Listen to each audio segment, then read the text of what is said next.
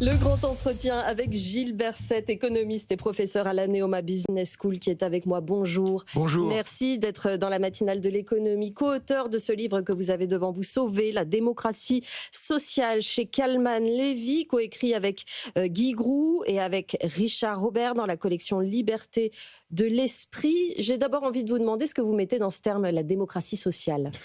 La démocratie sociale, d'abord, ces acteurs, ce sont les partenaires sociaux, c'est-à-dire les représentants syndicaux, les représentants patronaux, et dans la démocratie sociale, leur activité consiste à construire des normes issues de négociations et qui se concrétisent par des accords collectifs dans les entreprises, dans les branches, au niveau national, des normes qui organisent le travail, les conditions de travail, les conditions salariales, bien sûr, une quantité de choses qui sont, comment dirais-je, l'expression de la recherche de compromis gagnant-gagnant, puisque les deux partenaires sociaux concluent par un accord, il faut l'espérer. Faire avancer le pays, en quelque sorte, à ce niveau-là. Or, vous dites que la démocratie sociale est au point mort. Pourtant, la France n'a jamais eu autant besoin du dialogue social en ces temps de crise politique. Pour vous, il faut bouleverser tout ça, transformer les institutions. À quoi vous pensez concrètement ? Oui, alors le premier constat que nous faisons, c'est une activité dévitalisée de la démocratie sociale, aussi bien au niveau interprofessionnel, baisse du nombre d'accords nationaux interprofessionnels, d'une part, et puis le contenu de ces accords est assez vide, très faible.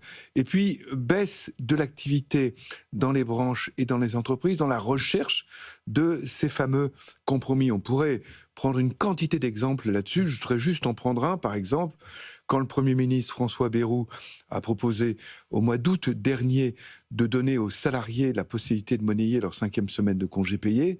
Des salariés ont des contraintes financières, des entreprises ont besoin parfois d'énergie supplémentaire. Il pouvait y avoir des équilibres gagnant-gagnant et on aurait pu attendre, par exemple, des organisations syndicales qu'elles disent oui, à condition que ce soit encadré par un accord collectif de branche et d'entreprise pour pas laisser le salarié négocier en tête-à-tête. Eh bien non, ça a été un refus immédiat, total, complet de la part des organisations syndicales. Ce qui est intéressant, c'est que vous dites qu'il faut réduire le nombre de syndicats en France. Ils ont pris le rôle d'un parti politique bis. C'est pas ça la démocratie ? Non, c'est pas ça la démocratie. La démocratie sociale, c'est vraiment la recherche de compromis dans les branches surtout, mais dans les entreprises aussi au niveau national.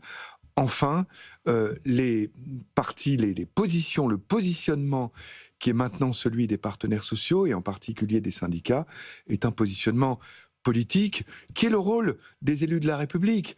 Et l'enceinte de cette démocratie politique, c'est évidemment le Parlement. Et l'aboutissement, c'est la production de textes législatifs. Et maintenant, on voit de plus en plus les partenaires sociaux, et en particulier les syndicats, intervenir sur un terrain très politique. Et ce que nous disons, c'est que c'est tout à fait légitime de leur part.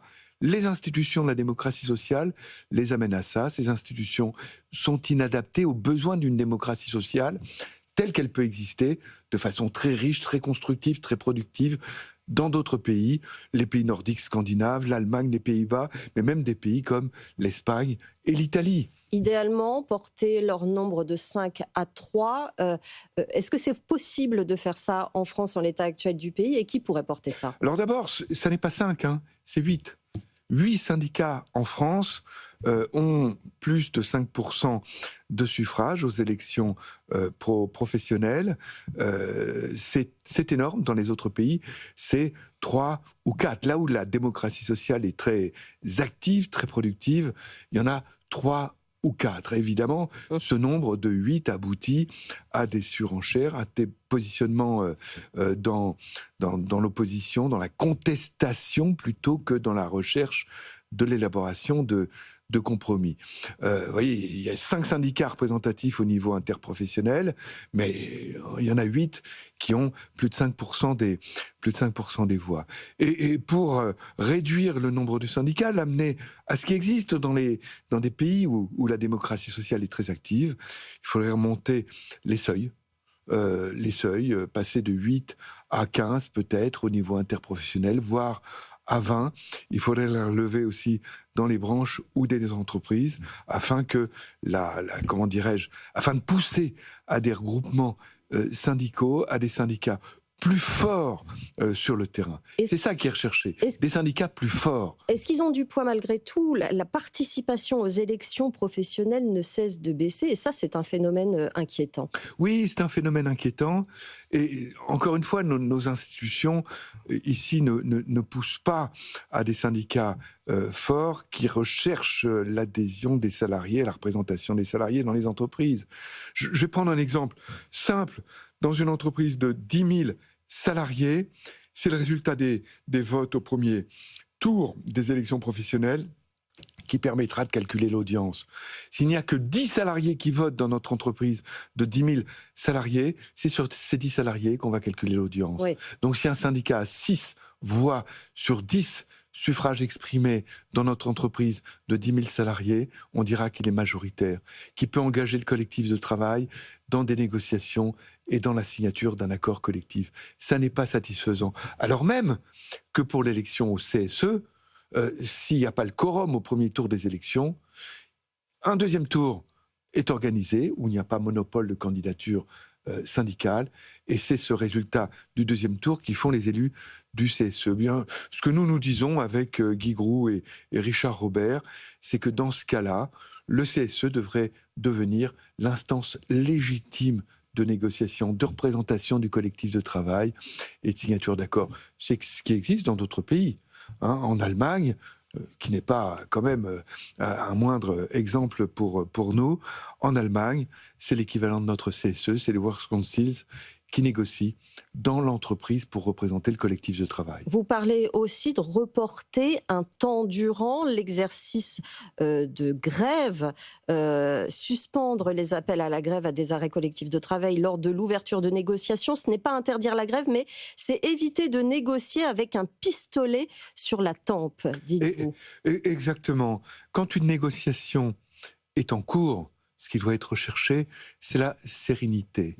C'est le sérieux, c'est le fait que chaque acteur de cette négociation puisse librement, posément, sereinement négocier avec la représentation patronale quand il s'agit d'un syndicat et l'inverse quand il s'agit du côté patronal. Et pour ça, évidemment, il ne faut pas que durant la négociation,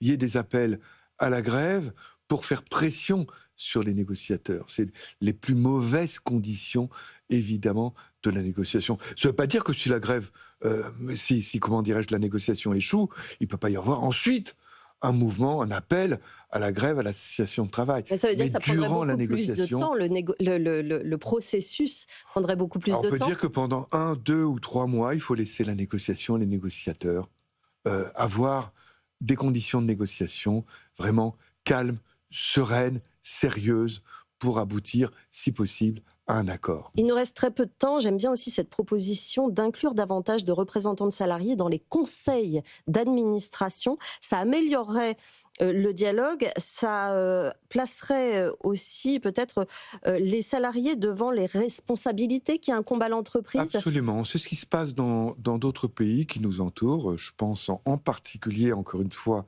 à l'Allemagne, notre principal partenaire économique. C'est ce qui existe aux Pays-Bas. Ce sont des choses qui fonctionnent, mais pour cela, il faut des partenaires sociaux davantage responsabilisés, et les autres propositions de réforme doivent se réaliser avant pour que celles-ci, enfin, consacrent une véritable responsabilisation des représentants des salariés avec le fait qu'ils participent aux prises de décisions stratégiques des entreprises. Histoire d'éviter ces blocages qui caractérisent notre pays en ce moment. Merci beaucoup Gilles Bassette d'être venu nous voir, économiste, professeur à la Neoma Business School et co-auteur de ce livre « Sauver la démocratie sociale » chez Kalman Levy, coécrit avec Guy Groux et Richard Robert. Merci beaucoup d'être venu dans la matinale de l'économie. Merci beaucoup.